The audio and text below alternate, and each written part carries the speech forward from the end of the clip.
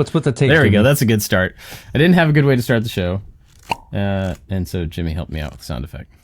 Thanks. Appreciate that. How you guys doing? Good. I'm doing pretty good. I wonder what all the tape is on Jimmy's fingers. Oh, my hands. This weather kills my hands. Cracks. I can't even button my pants or use my phone. My hands. That's why you're walking around with your pants unbuttoned? Yeah, that would be easier. No, my hands crack in this weather so bad. It's always my right hand. I went to the doctor a couple years ago, and he's like, "You have some sort of problem with your skin." And he said it's genetic, and nothing's going to change. Basically, I was in there for 5 minutes. He said because he says that'll be $100, please. Oh, it's like $500. He goes, doctor. it usually affects one hand. So if you notice, you can't really see Really? it, but this hand is fairly normal, and this hand is beat up.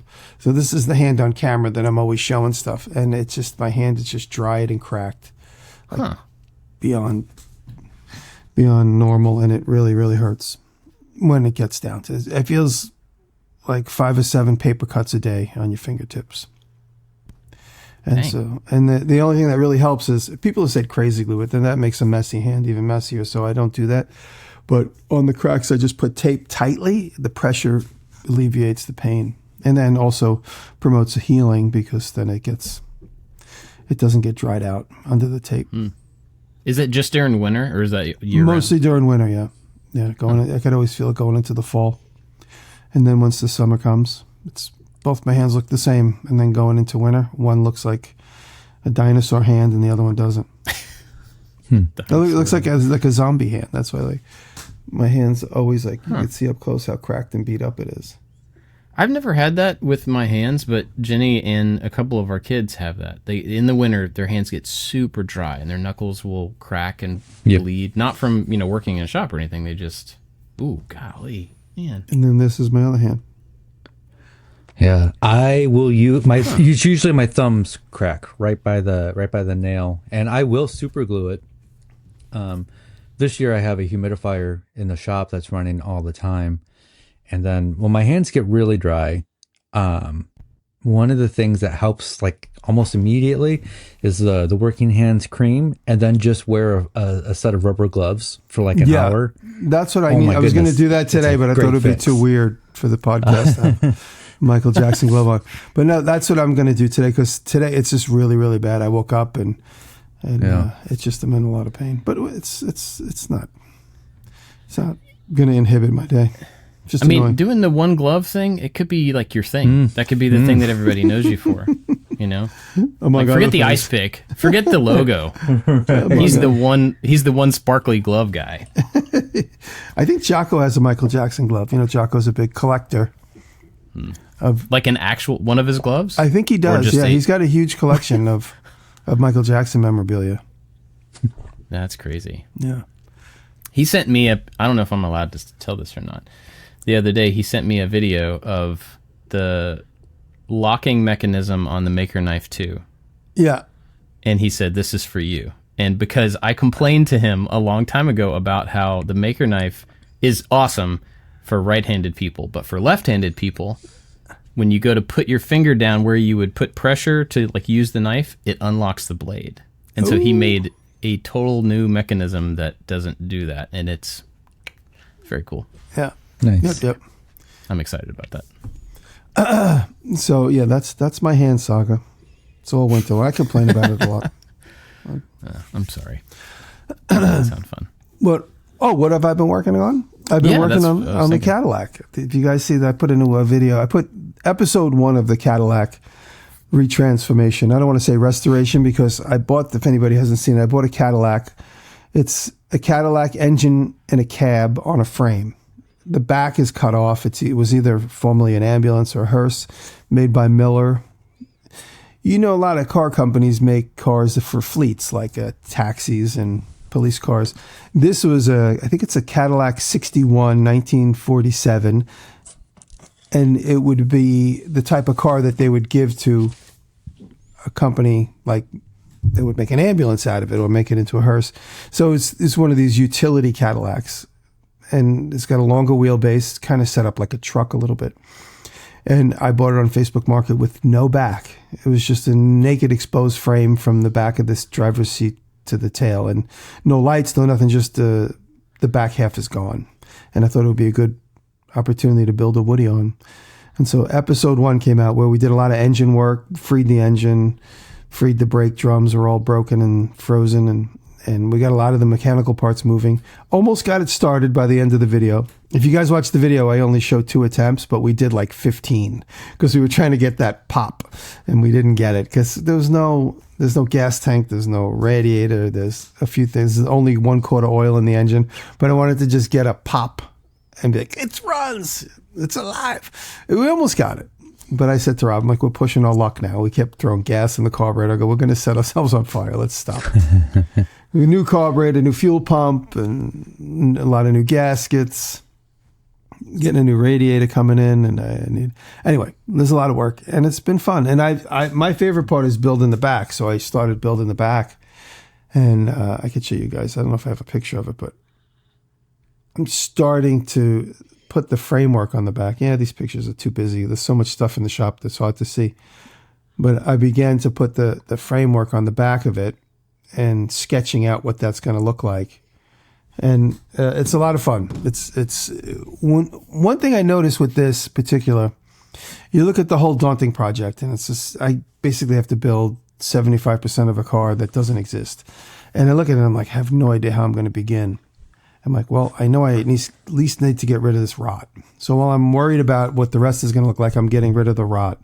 And then when I get rid of the rot, I'm like, oh, that gives me a good opportunity to weld to. So then I weld to that, and then I go, oh, there's body mount. So I could start there. The body mount's like the foundation.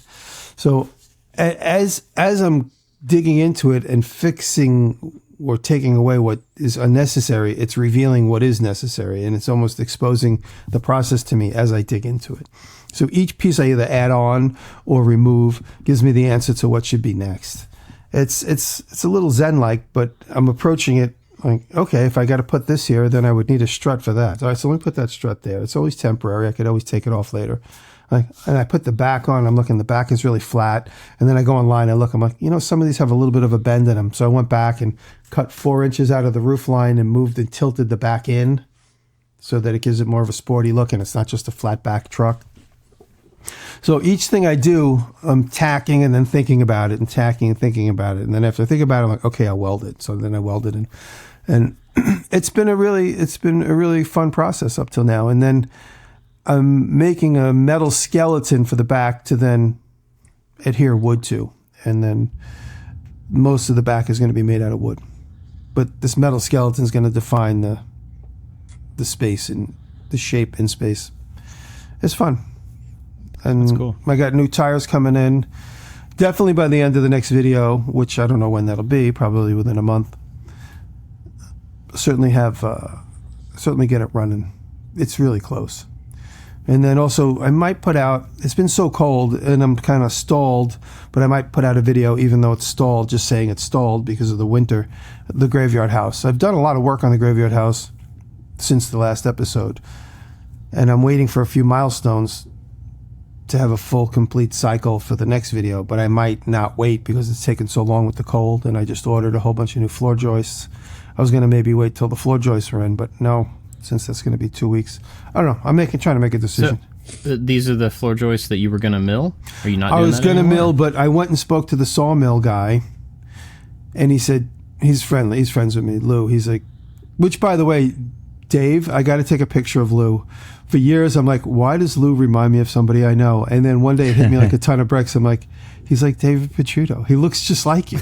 It's amazing. And I walked up to him yesterday, and he's in his big giant payloader, and he hops off. And he looks exactly like you look right now. Beard, glasses, and a wool hat.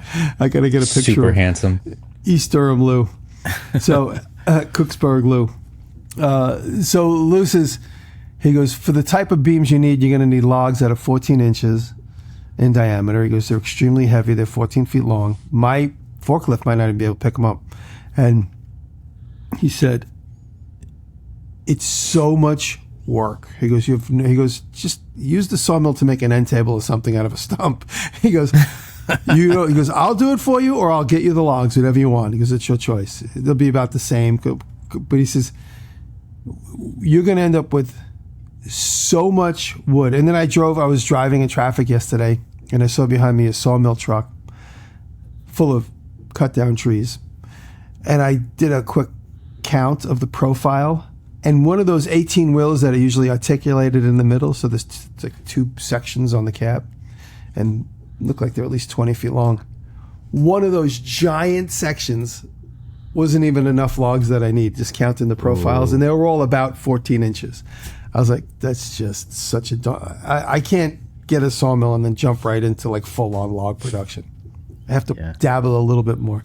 There's plenty of opportunities to make things for the house with the sawmill, but to make 25 floor joists that are all 6 by 8 inches, 14 feet long, I was just, you know what? I just don't have the bandwidth right now. Not that you're going to do this, and I'm just curious. The size of those, I mean, that is a massive beam, and you need a lot of them. Do they have to be that big at this point? Or is that because of how they were when they were put in and the span that they're spanning? Because you could always put in like some poles or something. I just want to keep, the reason I'm going with those is because they're similar in size to what I removed, and I just want to keep a little bit of the nostalgic feel of the house. Because what I removed was these 8-9 inch diameter trees with a flat top, and the ends were squared off to fit into the rim joist. They had little square notches, and I just think it'll just look better. It'll just look more nostalgic. I could certainly go with 2x12s, 16 inches on center, and put the whole brand new floor in just so it would look like regular brand new stick construction. I just want to keep a little bit more with the style and the feel of the house by going with these cut timbers. And the other difference too is I have a bandsaw mill, of course. These are circular mills, so you'll have that old-timey swirl cuts in them. Just looks a little bit more period, even though it doesn't matter. It's really more just my own personal gut feeling. Yeah, it's your house, you know. Yeah, so I think honestly it'll just look cool on camera too. I make a lot of decisions based on what's going to look good on camera. Sure. So I ordered $2,000 worth of 6x8s. They'll be ready in a week. So I don't know if they'll be ready and installed by the time the episode's prepped.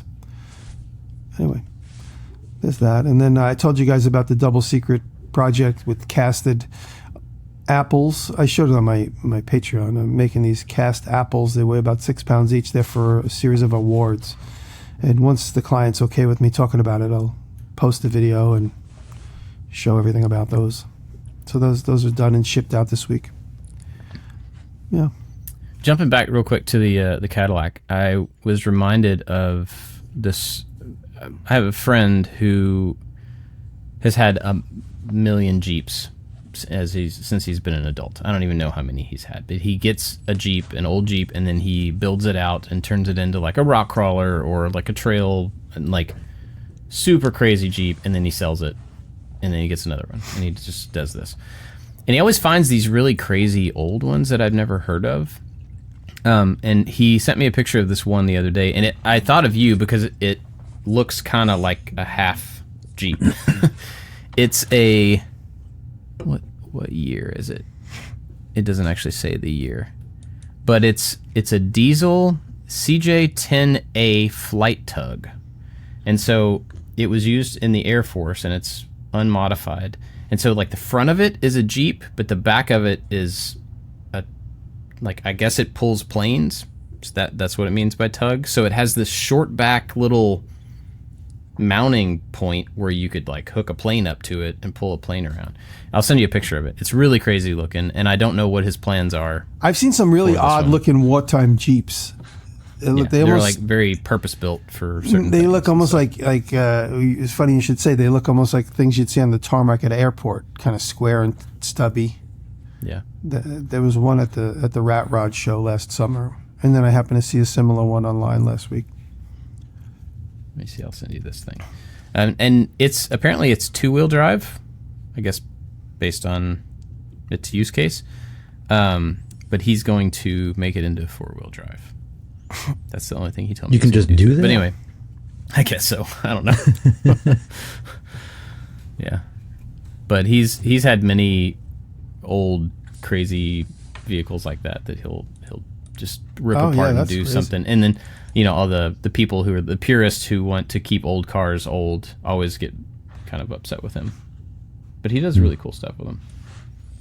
And he's the guy that that helped me find the Cruiser, the white Cruiser, when I got it originally. I got it from a friend of his, and he knew I wanted one, and so he's you got that back, right? It's running good. No, I don't. Okay, so I called the owner last week after we recorded. I found a friend of mine knows the owner of that shop, so I got his name. Called directly. They recognize my voice now, and so when he answered the phone, I asked for the owner, and they were like, "Oh,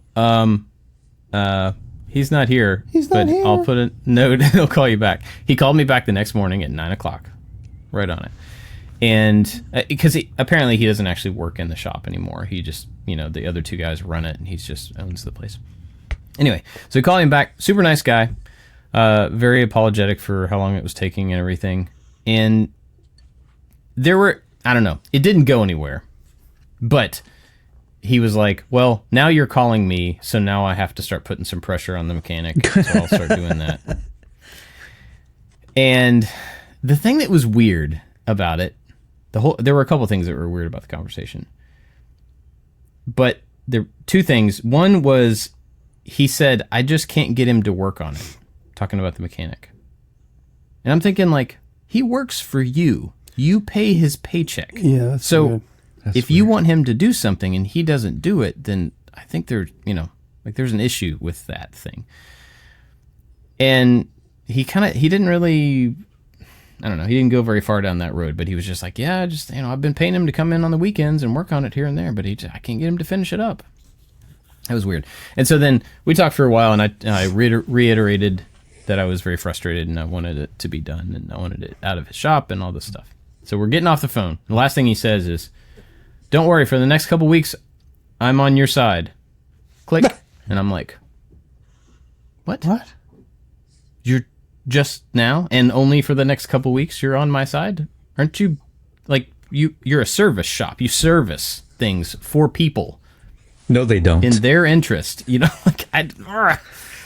So... I'd go get it. That's my opinion. Yeah, I know you would. But sorry, Bob. That's all right. I did drive by there on Saturday, and the mechanic's truck, they're closed on Saturdays. The mechanic's truck was parked in front of the place, and I could see a light bar in the hood of the Cruiser. It was being worked on. So that was at least something. But that was 5 days ago, so anyway. So to answer your question, I do not have the Cruiser back. Now we have nothing to talk about in the after show. That's right. And we'll come up with something. Right. Dave, what have you been doing? So February is the first month since I think August. It's the second It month. is the second. Sorry. Yes, I'm still learning. It's the first month. I only have 2 obligations as far as videos since like August, and so I just been taking it easy, slowing down a little bit. So I'm still working on the project from last week, which is this resin vase, where I pour resin out and I let it start to harden up, and then I kind of mold it into a vase. And on camera last week I showed that I waited too long and it was really hard to get into the shape that I wanted. And so I went in for a version 2, and I decided to make it even more complicated. And so I made a silicone mold to pour the resin into. So I drew up this thing in Illustrator and then cut it out on the scroll saw. So I had all these kind of ragged edges, and then made a mold and then poured the resin into that mold. And I got a much better, I timed it much better. And then I did a second one that kind of wraps around this first one, and the colors kind of play off of each other. And then, so now I'm working on the pedestal for this. And so it's a wood pedestal that this weird resin vase is going to sit on. And then I'm going to make more molds and make it look like the epoxy or the vase is melting into or dripping onto the pedestal. So the pedestal and the vase will all be one thing. And it's an experiment, and I'm just kind of taking my time and trying to make it look like the way I want it to look. Cool. Yeah, looking forward to seeing that.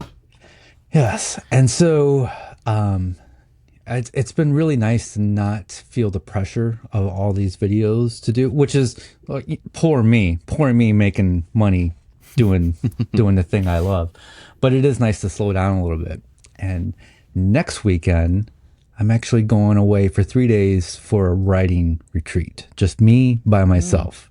And I told Kelly, I'm like, hey, is it okay if I just go away for a weekend just to... She goes, finally. Yeah. Just to decompress and write. And she's like, of course. I'm like, will you find me an Airbnb and don't tell me where it is until the day I go? And so she did. So I don't even know where I'm going. I know it's within a 2-hour radius of where I live. Oh, wow. And yeah, you're going alone? I'm going alone. Yeah. I thought you were going to with other guys to write. No, just me. I need time to myself without wiener dogs wanting to be petted. And yeah, so I'm going to sounds tragic. Disconnect from the internet. Yeah. That's a lot to deal with right there. I can't tell you. You guys have no idea. You have no idea. They're taking a nap right now so they can wake up and be petted later. But I'm really looking forward to this, and I'm trying to go in without much of an obligation. Like, I'm telling myself, if I don't write anything, if I don't come up with any good ideas over the 3-day weekend, totally cool. It's just a time to get away and think about writing. And when I say writing, I have like 15 or 20 ideas for future scripts. They're not projects, they're scripts. So lately I've been trying to work on a project, but also talk about a thing that's kind of on my mind. And since I am scripting a little bit more and doing voiceovers, it takes a little bit more writing. It takes a little bit more time. So is this like, for lack of a better term, is it like a rant or a... No, I wouldn't say I don't know. To me, a rant sounds negative. Yeah. I mean, that's what I said, for lack of a better term, more like a monologue. Yeah. It's, internal thoughts that's going in my head. I don't know if I can... I'll pull up my notes and see if there's anything in my... So there's one... This sounds negative, but it's not. There's one start of a script called All My Projects Are Crap. Except I don't use the word crap. And it's meant to say I want to talk about how there's flaws in every single thing that I do. And I want to make a whole video on that, on why the flaws are okay. But but I'm also making a new thing. So that's how like two things can happen in the same time. And then, I have an idea for everything you make as a box, which is kind of obvious as woodworkers. Cabinets are boxes, boxes are boxes. Everything kind of starts from a box. And yeah, that's all I really want to. I'm a hack. Yeah. This is a good one that I've started. But I'm not an expert at anything that I do. And I just kind of learn. Like, I'm not an expert at resin. I've never made a resin vase melting into a pedestal. So I'm kind of hacking my way through it. And so those are the ideas that I have that I need to finish writing, and this is what this little trip is supposed to help with. That's awesome. Originally, I was going to ask you guys if you wanted to do like a 3-day getaway and just come up with video ideas. We're just away in a cabin, and all we do is we're not filming anything. It's not for a podcast. We're just going to get away and just kind of write together and help each other. And then I thought, well, maybe in the future, but right now I want to do it by myself. But I'm throwing that out there to you guys. If you guys ever just want to get away for a weekend, invite some other people, and all I'd be it into that. is an idea retreat. Yeah. Yeah, I think that's a great idea. I have been thinking about doing the same kind of writing thing that you're talking about. I've been working on an outline for a book that I want to write for a while. Never told anybody about it, but I've got this outline, and I'm trying to completely flesh out the outline before I apply enough time to actually write the thing. So I was starting to think about when that time might be, is like when the outline will be ready for me to take the time that you're talking about taking, that's just dedicated for one thing. Like that would be really awesome. Yeah, I can't wait to hear how that goes for you.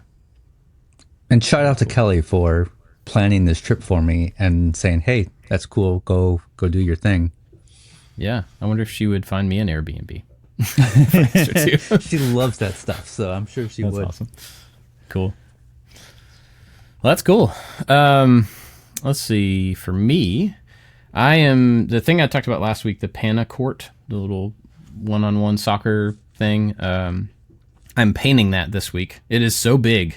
It is 6 panels that are 8x3, and I have to paint both sides of them, and they have framing on them that I'm painting, and there's like a door, and there's goals, and so it's kind of a pain. But the event is this coming Saturday, so I've got to get it all done and then take it there and put it together on Friday, and then I got to go back on Saturday around all the other stuff that I'm doing on Saturday to take video of people playing in this thing. But so I'm trying to wrap that up this week, and then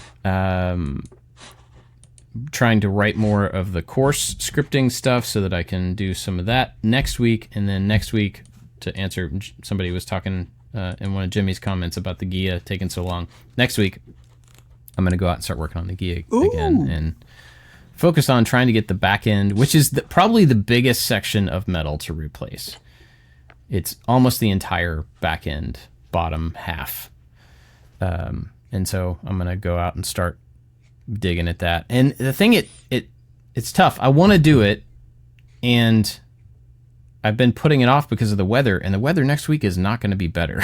So I'm kind of upset about that, but I also am tired of putting it off.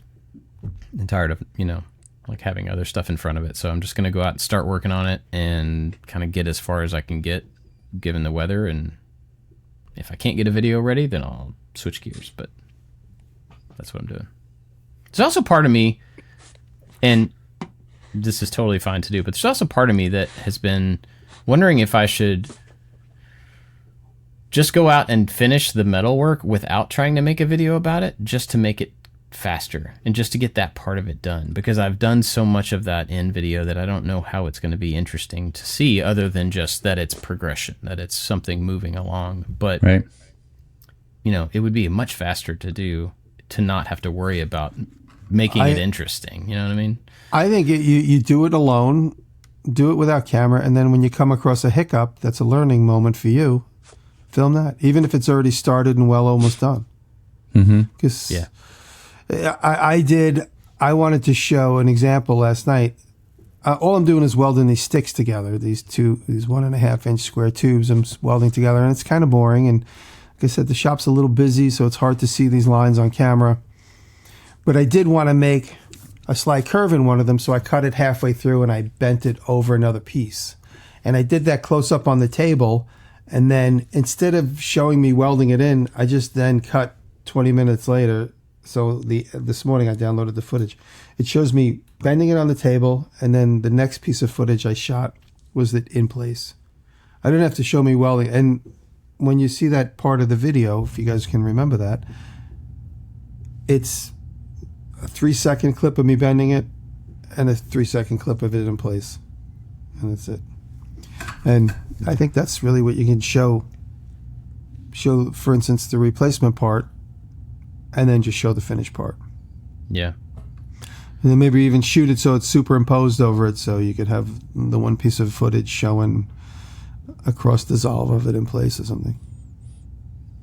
And then all the work in between, and just say that was 3 days worth of work, what you just saw in an 8-second, half a second cross dissolve.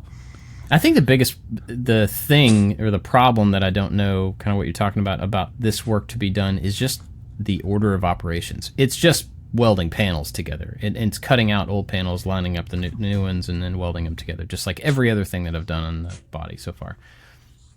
The thing I don't know is which panel do I cut out first, and how much of it do I weld back before I cut out the next panel and weld, because I have to keep it all in line, and it's like all this stuff has to connect correctly so that it fits on the chassis. but it all has, I don't know. Yeah, that's the thing. So I'm trying to figure out how to make the video about that, about solving that. You know, what is a logical solution to doing that stuff and keeping things where they need to be, and less about the welding and the grinding and the, you know, but that brings up something for me that I went through last night. I'm trying my hardest to make sure everything is symmetrical. I'm doing my best to make sure everything, and you would imagine if there's a 24-inch piece on this side, it's got to be 24 inches on the other side. And then at one point I came across this thing last night where I had to cut what I thought was a symmetrical, basically a pillar in the middle of the long back. One side is, say, 41, and the other side, I brought over another 41-inch piece, and it was too long. And I'm like, whoa, that means I have to cut this and move this over. And I cut this other thing and moved it over, and then I'm like, wow, that looks really out of whack. If I just cut an inch off of the 41-inch piece and make it 40, everything looks straight. I know it's a joke, you know, look straight, it is straight. But everything looks normal. And then it occurred to me, no one's going to be able to see the passenger side of the car and the driver's side of the car next to each other. That's true. Ever. Yeah. They're all going to know. No one's going to know. You just told everybody. No one's going to know. So if one side of the car isn't exactly the same as the other, but when you stand back and you kind of do a little walk around, everything looks the same. But in technicality, you bring a ruler out, and from the body mount to the top rib, it's 1 inch shorter on one side than the other. No one's going to know.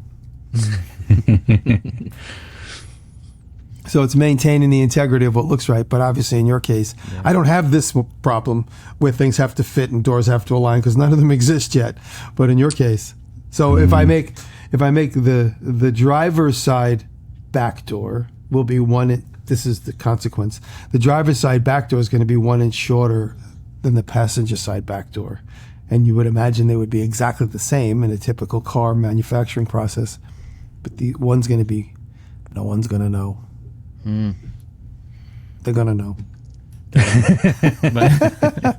But it's also not their car. So yeah, but in your case, you have other panels that need to fit up. So you got to make sure your fitment's good. Maybe the better phrase is, no one's going to care. Oh, there you go. No one's going to care. They're going to care. No one's going to care.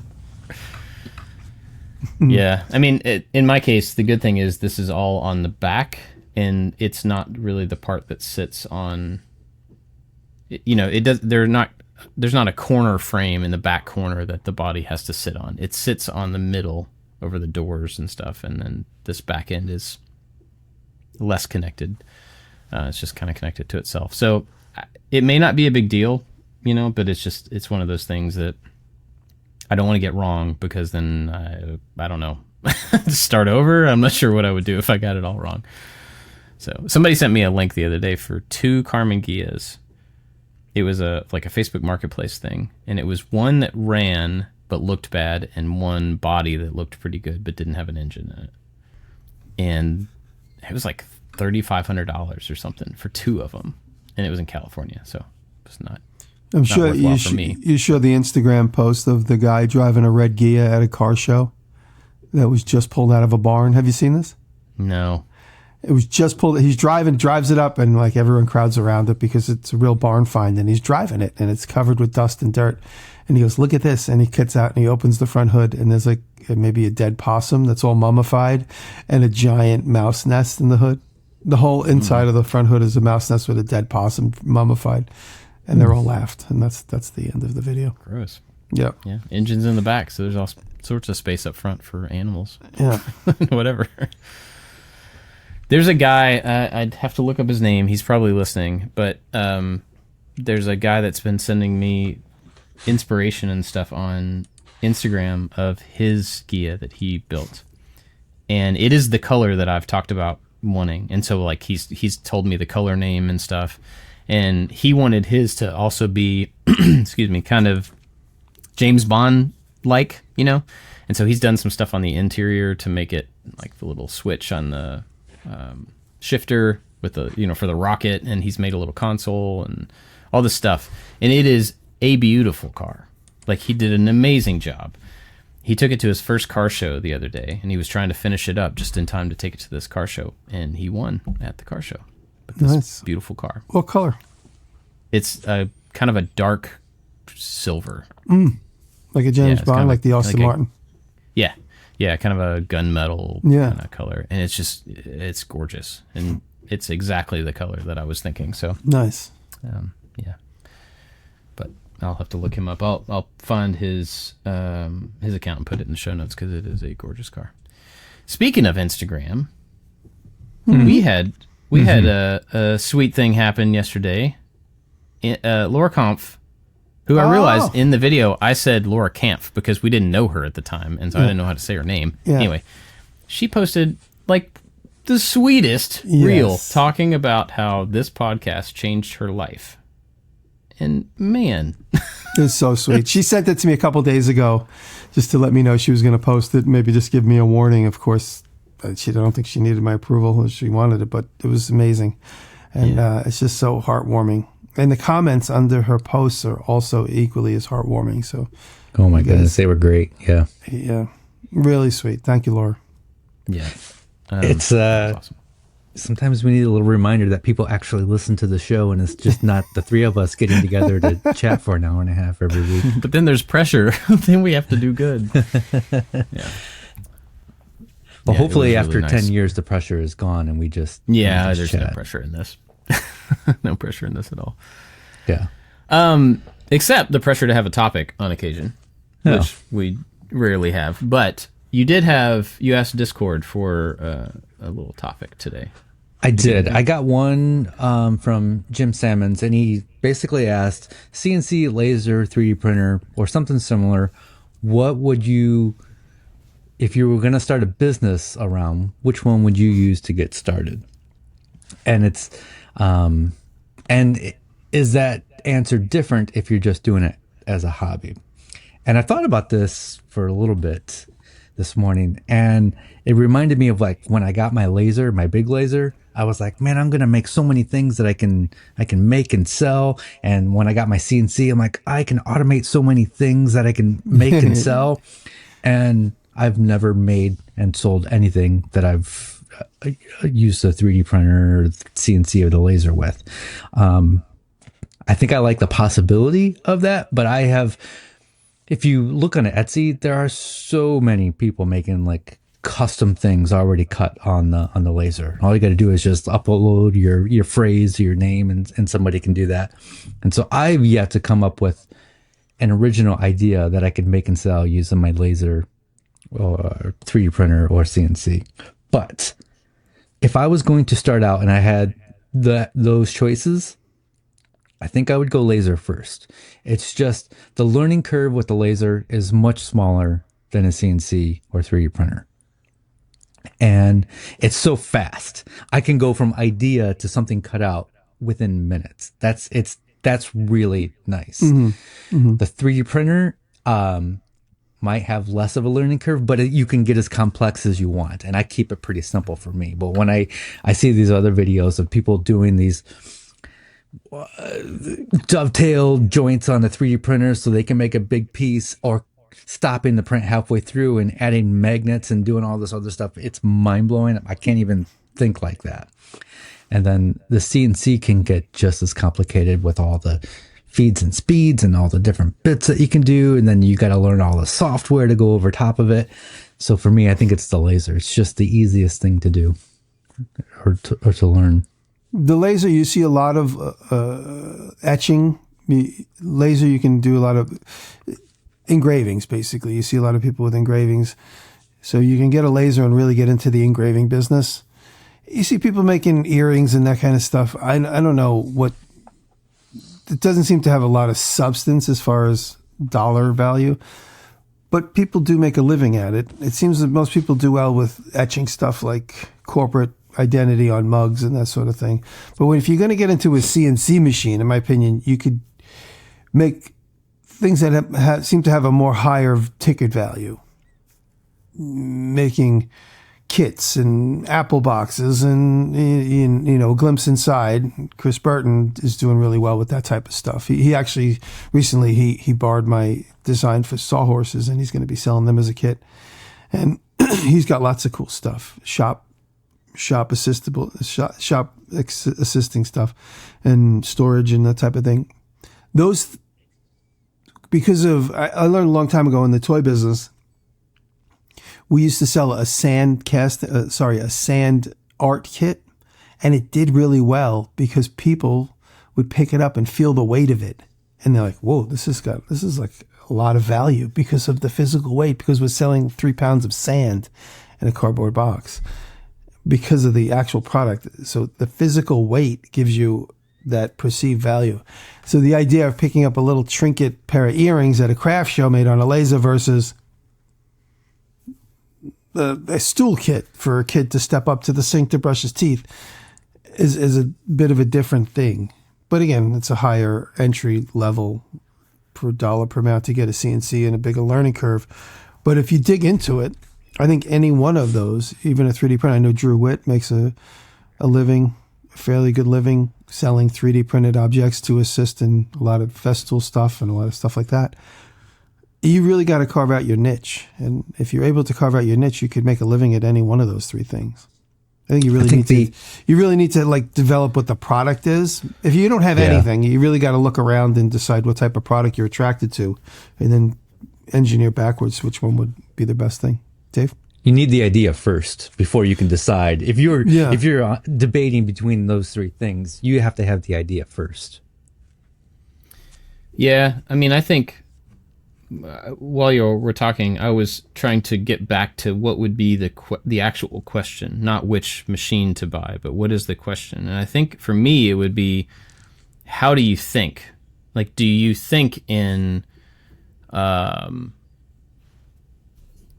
someone who thinks in 3D printer thinks in from nothing, build outwards, and you can make anything from a central point. That's kind of how I think of it. Mm-hmm. With a CNC, you're thinking about profiles. And even with the laser, you're kind of thinking about profiles that can fit together to make something that's volumetric. And there's more to it than that. You're working basically from stock. Yeah. And so, I think a good thing to start with would be, how do you think? But then I was also thinking about reasons why different things might be problematic. So with the CNC, there's potentially a lot of post-processing. There's a lot of sanding. Yeah. There's a lot of like getting rid of tabs. There's a lot of work you have to do to make the thing that the machine did usable as a product. They're all going to have that to a degree. But there's also a lot of cleanup. There's a lot of noise. You have bits that are going to be consumables that you're going to constantly have to, keep up with the bits and stuff. You're going to need more than one bit to do more than one type of cut. So it's not just the machine, it's also, the tools that go with the machine. So there's some extra stuff there. With the 3D printer, you have a more limited production. I'm thinking if you buy a 3D printer, not like a print farm, but if you buy one tool, you have a pretty limited production amount depending on what you're making. So if you have a product that does super well and it takes you 5 hours to print one of them, that's not going to be a very efficient way to make that product. So it definitely has its place, but there's a limit there. I think the other side of that limit is that the 3D printer is, I don't want to say more capable. It is more likely that you could make a product that is very small but highly valuable on a 3D printer. Yeah. Like what you're saying with the laser, something small might be a set of earrings. That's not necessarily highly valuable. But making a connector that goes in between your microphone and the microphone stand that somebody else is going to need, that is a highly valuable piece because it doesn't exist anywhere else. And right. It's not subjective about being like, oh, this is a really great looking connector. It's a connector that goes from A to B, So I think you have a higher potential value for smaller things on a 3D printer. But I'm with you, David. Laser it is easy. It is quiet. You just have to have a window to vent things out. You can work in a pretty wide range of materials. You have cutting and engraving. You can make flat. You can make volumetric. You can make stacked. You can, if you get a rotary, that's like a whole nother level of stuff that you can add to it. I feel like the laser is the place I would start. If I had to scale my shop down to a single tool, to figure out how to make money with, it would be the Well, that's a different question. I have a different answer. If I had to Oh. scale down to a single tool, I think I would go CNC. Really? Because I could use the CNC as a table saw, as a miter saw, as a bandsaw. Yeah. Yeah. Interesting. Well, I guess that's another thing to think about. When I say laser, or if you say CNC, I'm thinking of the machines that I currently have that I use. So 130 watt laser as the sole tool is very different than a 10 watt laser. You know what I mean? I could cut plywood on mine. You couldn't do that on a smaller laser. But the same for CNC. If you get a really small CNC, yeah, you can engrave pretty little things, but you can't cut a sheet of plywood because it's physically not big enough. So it depends on the specific type, size, power of machine, I guess, for that answer. But yeah, I don't know. I mean, I do think a laser in general, if given enough size, is probably the most versatile. But at the same time, I think more 3D printing now.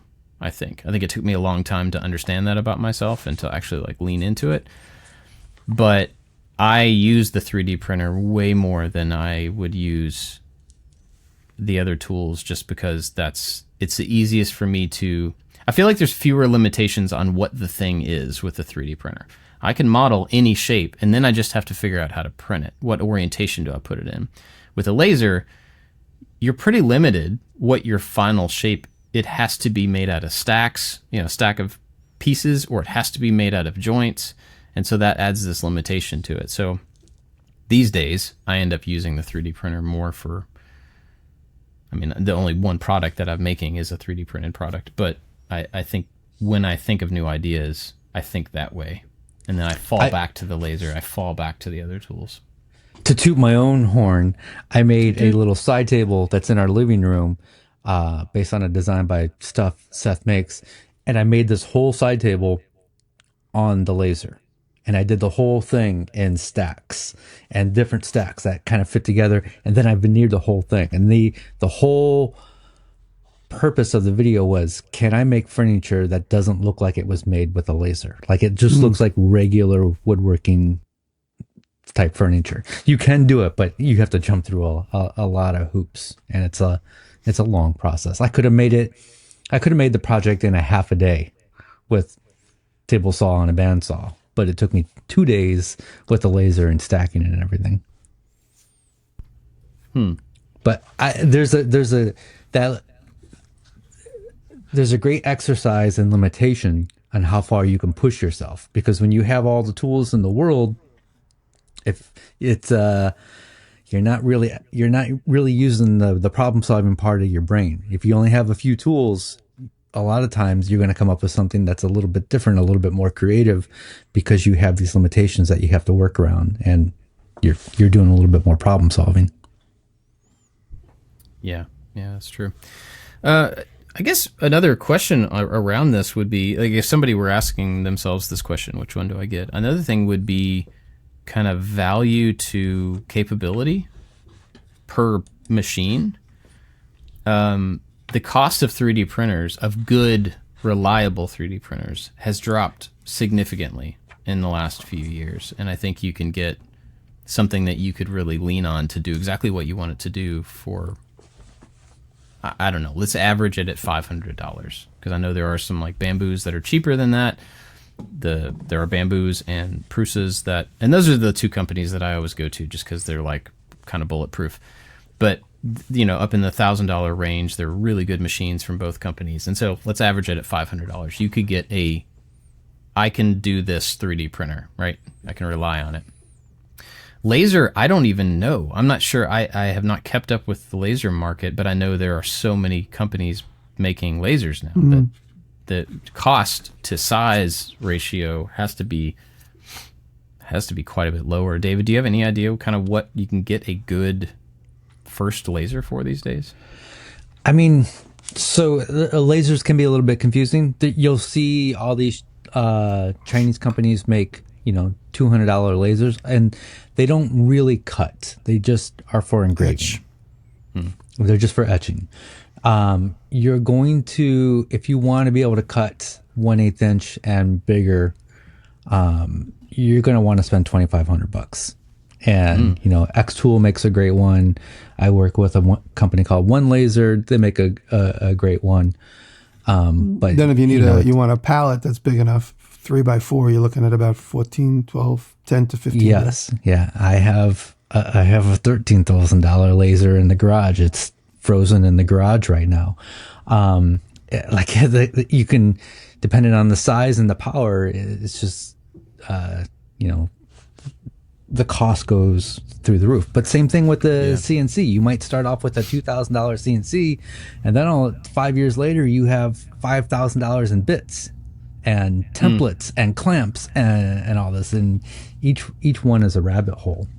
And somebody is going to say, well, so-and-so makes a CNC that you can turn into a laser and a 3D printer. And I don't have any experience with those CNCs that can do it all, but I know from other things like kitchen gadgets and stuff, you don't want one tool that can do it all. Because it's too difficult to transfer. Yeah. It's too difficult to make the change. Yeah. Well, and I know specifically for those machines, when they say that it has a laser on it, that means it has a 10-watt diode laser, which is going to barely burn into the surface of wood. It's not going to cut anything. It's for decoration and engraving, which is one thing to do, but it's not the same as buying a laser that can cut through material. So I'm looking here on Onefinity. I know some people who have these machines. I've never used one, so I have no experience, but their biggest one is a 32x32 CNC, and it is $2,500. And I think the Inventables machine is probably around that same price, I would imagine. So from that perspective, just given those three broad things, you can get a couple of 3D printers. That's true. For the price of either one of those. Yeah. And so, right there, you spend $2,500 to buy 5 3D printers, then my argument about limited production is gone. You have basically no noise, no cleanup, no exhaust, no sawdust. There's advantage right there to just look at the cost and capability of kind of what you could get for the money. But, also if you're trying to get into something for the first time and you're not sure it's going to work, spending $500 or $1,000 on a tool is a little less risky than $2,500 or more, for something that you may end up not using or may not pay for itself or whatever. So I don't know. There's a lot into it. And I don't think any of them are wrong choices. It really just comes down to what you're going to make and how you think of new ideas. For me, I'm in a few Facebook groups for CNC and lasers, and it's a great, if you're just kind of doom scrolling, it's great to see what other people are doing. But I see half the posts are just people selling their CNCs or their lasers because they just don't use them, and it was a huge investment. And for some people it sounds amazing, like you're going to do all this digital stuff, but for some people it's just not as fun as hands-on woodworking, removing the software out of the equation. When I was trying to sell my full spectrum laser, I joined a couple of Facebook groups that were just called something like buy and sell lasers, something like that. And it was specifically for people who were trying to liquidate their machines or people who were trying to buy used high quality machines that had been, in a production environment or something. So if you are looking for something like that, you don't have to buy new. You can look in groups like that and find something close to you that you can maybe just go pick up. You save on a ridiculous amount of shipping. I'm sure there's very similar things for CNC. 3D printers are probably less of an issue for that just because of the cost and shipping cost and stuff. But yeah, there's definitely options there. And maker spaces are always a good option too. If you can find one around that's still running, you can test out an idea on all of those machines and see which one makes the most sense for you without having to buy it, So you can also send your files out to a third company that will do the laser CNC or 3D printing for you. And then you can get your file, your piece back, and you can determine, oh yeah, this is what I want to do. Yeah. I will say, with making a thing that is not 100% manufactured by you. And what I'm thinking here is this camera mount that I've started making. I have to buy these stainless steel dowels. They don't have to be stainless, but that's what I got. And I found those on Amazon because I didn't know how many I would need, so I bought a bag of 50 of them. And I've bought several more bags of those since then. And so the problem with that is that now I am reliant on my design holds together with these pins, which theoretically I should be able to get from lots of different places. But the one diameter that I need of these pins and the quantity, a big enough quantity to be useful to buy, the only place I can find them so far is without going to like, some factory and having them made for myself. It's just going to Amazon. So if you are making a thing that relies on other hardware, another thing to consider is, can you not rely on other people's hardware? Is there a way that you can manufacture that in or get rid of the use for it? 3D printing might be the best for something like that because you can end up kind of making your own hardware as well as, or building it into the design. Whereas, with the CNC, you need a certain type of hinge for a thing that you're making. Well, then you are reliant on that hinge being available to you or to the person who's buying the kit. So, that's another consideration, that 3D printer might give you more flexibility to not have to rely on outside hardware if you want to go that route. But that's not what I'm doing. I'm 3D printing something and buying hardware. So I just went through that. I had to make a 1-hour trip to Detroit on Monday to go get a 5-gallon container of ethanol for the finish that I only sell to Patreon. And I went through a whole 5-gallon container of this in less than a year and had to make a trip to... You can't just order this stuff and have it shipped because shipping is insane on hazardous materials. Yeah. So, and this place in Detroit was the closest place that I could go. And this is one of the reasons I have no desire to ever sell this to the public. I'm just going to continue making it for myself and selling it to Patreon people because it's such a pain. I hate shipping. I hate shipping so much. It's just not what I want to focus on. Meanwhile, we're talking about lasers, and I sell my leather bags. I sell some of my leather bags are as much as $500 each, and I cut them on the laser and assemble them. But it starts with the laser cutting leather, and I assemble the bag. And you see, I'm saying lasers give you more trinkety things. And meanwhile, one of my main businesses last year was making the leather bags on the laser. But I wasn't thinking of it in terms of that because I'm thinking in terms of small stuff. But because I have a big pallet on my laser, I could put a big piece of leather in there and cut and get a decent sized handbag, all made in one piece of leather. Yeah, and I mean, I guess that's another thing to think about is the material that you're wanting to work in, because leather, of those three, you can't CNC leather well, I wouldn't expect. And the 3D printer is useless there. So the material that you're planning on working with probably has some consideration there too. And if you don't know what the product is, if you don't know what the end result is going to be, it's going to be more difficult to make an informed choice on which type of machine to start with. But yep. Any other thoughts on this? I think that's a good question. One thing that David said is there's lots of used machines available. People's life circumstances change and the machine becomes available, so it could be a lower entry level if you're willing to take a chance on a used machine. I know that's how Derek got into it. He bought a machine that would have been more than $20,000. I think he paid less than $7 or $6 for it. He got a 4x8 CNC parts. Remember that was the name of a company? Oh yeah. They're Avid now. Yeah. Which is now called Avid. So it was a CNC parts machine at the time. Cool. All right. Well, I'm going to thank our Patreon supporters while you guys find something to recommend. Big thanks to everybody over at Patreon that supports the show. We are super grateful for everybody over there. Remember last week I was saying how some people were asking about the regular show and the after show and how you could listen to them back to back? Somebody chimed in there and said that they use Overcast, which is what I listen to podcasts in as well. But you can set up a playlist and only have 2 podcasts go into the playlist, and since they're in the order that they're posted, they will show up there in the right order, and so you can just roll right from one into the next. So there you go. Smart people. Yeah.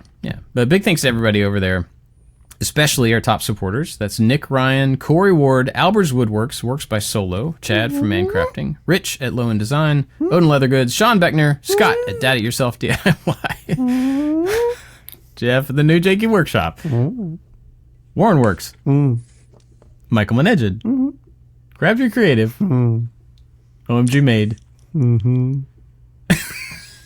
and a pretty big deal.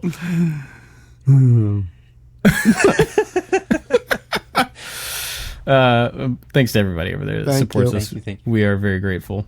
And you can join up that group and get the after show. Everybody gets it, no matter the level. You can join up at patreon.com/makingit at any level. We would be very grateful. Do you guys have anything to recommend? I do. I got somebody. And I don't know if we talked about him before, but his politics are not for everybody, but I think he's a genius in the way that he decided to create a channel. And maybe we've talked about him, Brian Kleiner from Lee Valley Workshop. And he does monologues, which made me think of you, David. He does monologues over making something. So while he's making, he's very, very intelligent, and he has a very good vocabulary, and he philosophizes while he works over voiceover, and he's really good at it. And if you guys have probably seen, some of his stuff has gone viral, and I just lost it. I was going to send it to you. You'll recognize him when I show it to you guys, but I'll forward it to our chat, and we could put it in the show notes. Okay. But Lee Valley Workshop. If you guys aren't following him, I'm surprised, because he's, like I said, he's got a couple of. He makes cutting boards and stuff. Cool. That's it. I'm gonna go with Laura Kampf. It was a nice little Instagram video yesterday, and in the video she said, "Thank you for recommending me," which I think it was it you, Bob, that recommended her? I don't know. It was a long time ago. I heard of her from Jimmy. So no, you brought her up when she was only doing online. What was that used to be called when you do an online post? And the weekly woodworking wrap up review? No, when before video, when people would go on and do like a blog? A blog, yeah. I forgot that was the name. Now it's only vlog. But she was doing a blog before she went to a video. Do you remember that? You mentioned her. No. You mentioned her blogging before she ever made a video. Oh, I don't remember that. I remember her videos, like the first. That's how I remember. That's how I mean. Maybe somebody could find that episode where you brought up the blogging for the first time, and then shortly thereafter, maybe within that year, she started making videos. Yeah. I don't remember that, but cool. Yeah, thanks, Laura. Mine is lately I've been getting recommendations on YouTube that are totally new to me, and it's usually one good video, and then I don't watch anything else, or the other ones I watch don't do much for me. This was a musician guy named Brad Arthur, and the video is called "Give Me 9 minutes and I'll give you 10 years," and he talks about.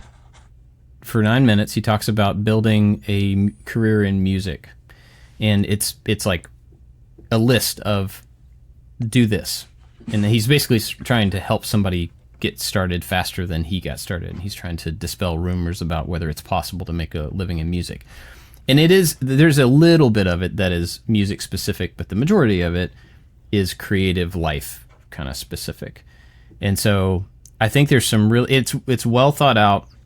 It's well spoken, and there's some really good practical advice on who to listen to and how to safeguard your work and how to prioritize creativity. And he said one line in there that I've repeated in the last 24 hours to like 3 or 4 different people, and it was, you have to rest as hard as you work. I love that. Like that is good. Like rest hard is something I have not thought about. What does like that mean? I mean, I've thought about it, but not in those words. I don't know what that means. I don't understand well, like this. intentionally rest. I can't understand that. I know you can't. But he made the point of like intentionally resting so that your creative time is amped up. You know, he talks about boredom being a necessary part of creativity. It's stuff that we've talked about several times, but he says the whole thing really well. I went on to listen to a little bit of his music, and it's good. It's not for me, but you know, that's not the point. This video had some really good stuff in it, I think, for creative people who are trying to make a living at it. So go check that out. Years ago, I got a quarter rest tattooed on my arm to remind myself to rest. I don't. You don't do it. Did you get a new tattoo the other day? Yes, I was just I about to did. ask. What is it? Let's see it.